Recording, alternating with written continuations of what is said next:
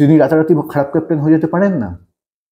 তিনি তিনটে ফরম্যাটে দলকে আইসিসি ট্রফি ফাইনালে তুলেছেন, একটাই চ্যাম্পিয়ন করেছেন। কিন্তু প্রশ্ন হচ্ছে, 8টা টেস্টে ব্যর্থতা যদি এতটা গুরুত্বপূর্ণ হয়ে যায়, তাহলে আরেকজন যে ব্যাটার রয়েছেন, আরেকজন যে সিনিয়র ব্যাটার রয়েছেন, যিনি দীর্ঘ 4 বছর ধরে প্রতি বছর 30-এর নিচে অ্যাভারেজে রান করছেন, তার বেলায় অন্যরকম হিসেব নিকেশ কেন? তার বেলায় তাকে তাকে এই আলটিমেটামটা দেওয়া যাচ্ছে না কেন?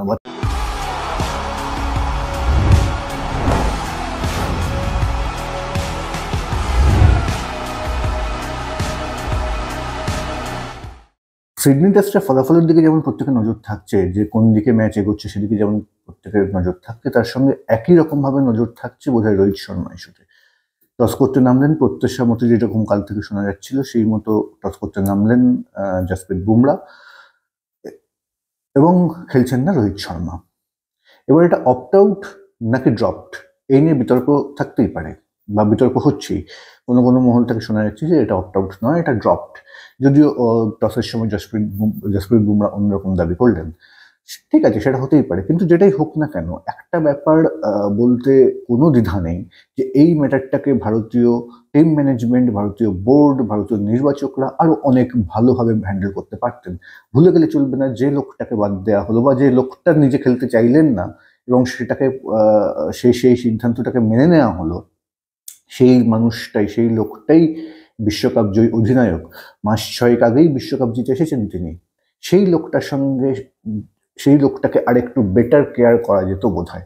ঠিক, তিনি রান পাচ্ছেন না। বাংলাদেশ সিরিজ থেকে যদি ধরা যায়, বাংলাদেশ সিরিজ থেকে আজকে এই অস্ট্রেলিয়ার মেলবোর্ন পর্যন্ত প্রায় 8টা টেস্ট তিনি খেলেছেন, যে টেস্টে একটা মাত্র 50 রানের ইনিংস, বাকি ইনিংসগুলো তিনি রান পাননি, ব্যর্থ।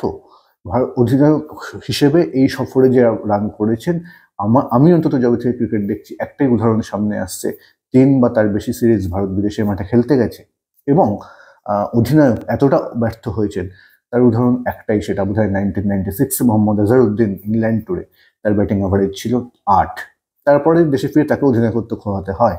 একে তো ছিল বিশ্বকাপ ফিরে যাওয়া, তারপরে এই সমস্যা, ইংল্যান্ড সফরে রান না পাওয়া। কিন্তু বিষয় হচ্ছে, ঠিক সেক্ষেত্রে অন্তত সিডনি টেস্টটা পরে তাকে বলে দেওয়া যেতে পারতো যে এটা তুমি অ্যানাউন্স করে দাও যে সিডনি তোমার লাস্ট টেস্ট, বা সিডনি টেস্টের পরে তাকে বাদ দেওয়া যেতে পারতো, যদি বাদ দেওয়ার কথা ভেবেই থাকেন নির্বাচকরা। তিনি অফ ফর্মে আছেন, এটা ঠিক, এটা অস্বীকার করার কোনো জায়গা নেই। কিন্তু প্রশ্ন হচ্ছে, 8টা টেস্টে রান না পাওয়ার জন্য, 8টা টেস্ট খুব একটা কম নয়, এখানে রোহিত শর্মাকে ডিফেন্ড করার কোনো জায়গা নেই, কিন্তু প্রশ্নটা অন্য জায়গায়। 8টা টেস্টে রান পাননি তিনি।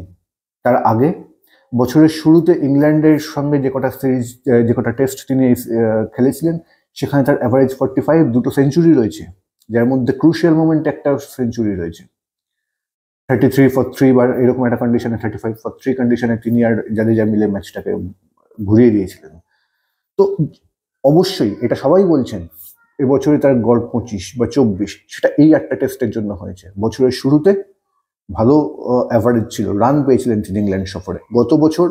গত বছরেও যদি দেখা যায়, সেখানেও কিন্তু তিনি রান পেয়েছেন টেস্ট ক্রিকেটে। তা সত্ত্বেও বলছি, 8টা টেস্টে ব্যর্থ হওয়া গুরুত্বপূর্ণ, অবশ্যই।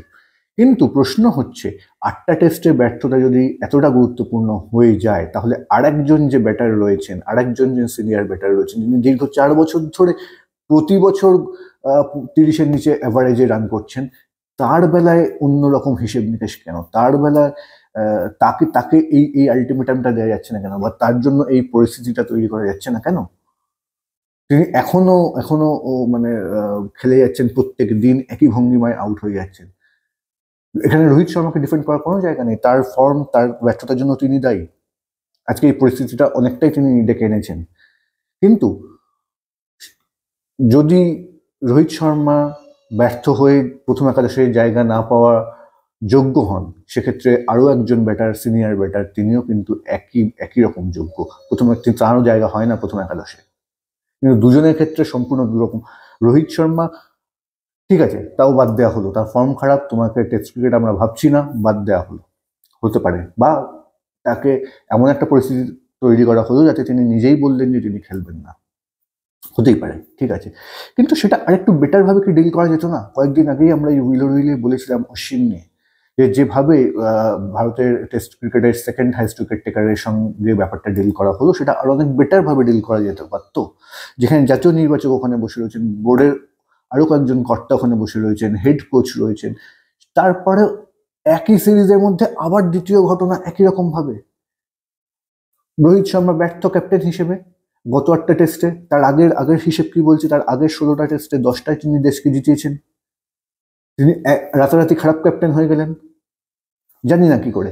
যে লোকটা 16টা টেস্টের মধ্যে 10টায় টেস্টে ভারতকে জিতিয়েছে, তারা এই বাংলাদেশ পর্বের আগে থেকে, তিনি রাতারাতি খারাপ ক্যাপ্টেন হয়ে যেতে পারেন না? তিনি তিনটে ফরম্যাটে দলকে আইসিসি ট্রফি ফাইনালে তুলেছেন, একটা চ্যাম্পিয়ন করেছেন। এই মানুষটা অন্য রকম সম্মান একটু হলেও ডিজার্ভ করতো বা করে। তাকে বলা যেতে পারতো যে এটা তোমার শেষ টেস্ট, তুমি এরপরে সুযোগ পাবে না, জায়গা পাবে না, তুমি ডিক্লেয়ার করে দাও তোমার রিটায়ারমেন্ট, বা মানে অ্যানাউন্সমেন্ট করে দাও তোমার রিটায়ারমেন্ট। অথবা তাকে দলে রেখে বলা যেতে পারতো যে তুমি সিরিজে টেস্টের শেষে করো। যদি তিনি নিজেও নাও খেলতে চান, সেক্ষেত্রেও তার সঙ্গে কথা বলে, জানি না কথা বলা হয়েছে কিনা, তিনি মেনেছেন কিনা, কিন্তু অন্তত মানে যেরকম খবর পাওয়া যাচ্ছে তাতে এর কোনো আভাস নেই। রোহিত শর্মা যে স্ট্রেচারের ব্যাটার, যে যে ভারতীয় ক্রিকেটে তার যে অবদান সমস্ত ফরম্যাট মিলিয়ে অধিনায়ক হিসেবে এই সময়টায়, কারণ এটা স্পষ্ট, এই সিডনি টেস্ট যখন তিনি খেলছেন না, ভারতীয় ক্রিকেটের টেস্ট ক্রিকেটের দরজা তার জন্য বন্ধ অলমোস্ট, এটা বোঝা যাচ্ছে। সেটা যে বিভিন্ন জায়গা থেকে যাই ডিজাস্টার ম্যানেজমেন্ট লজিক আসুক না কেন, এটা মোটামুটি স্পষ্ট। এখন বিষয় হচ্ছে, যে অধিনায়ক ভারতকে 3টে ফরম্যাটের ফাইনালে তুলেছেন, যে অধিনায়ক যিনি বিশ্ব চ্যাম্পিয়ন অধিনায়ক একটা ফরম্যাটে, যিনি ব্যাটার হিসেবে টেস্ট ক্রিকেটে খানিকটা ম্লান হলো, অন্যান্য ফরম্যাটে এত সফল, এতদিন ধরে ভারতীয় ক্রিকেট খেলে এসছেন, সেবা করে এসছেন, তিনি এই সময়টায় আরেকটু বোধহয় বেটার কিছু এক্সপেক্ট করতে পারতেন, তার সঙ্গে আরেকটু বেটার ওয়েতে বোধহয় জিনিসটা ডিল করা যেতে পারতো। এটা যেটা করা হলো, একদিকে যেমন খুব খারাপ বা ভালো দৃষ্টান্ত, যে ব্যর্থ হলে অধিনায়ককেও ছাড়া, মানে অধিনায়ককেও তার নয়, অধিনায়ককেও পারফরমেন্স করে দলে আসতে হবে। তেমনি রোহিত শর্মা স্ট্রেচারের প্লেয়ারের সঙ্গে এই যে ব্যবহার করা হচ্ছে বা করা হলো, এটাও সমর্থনযোগ্য নয় একেবারেই।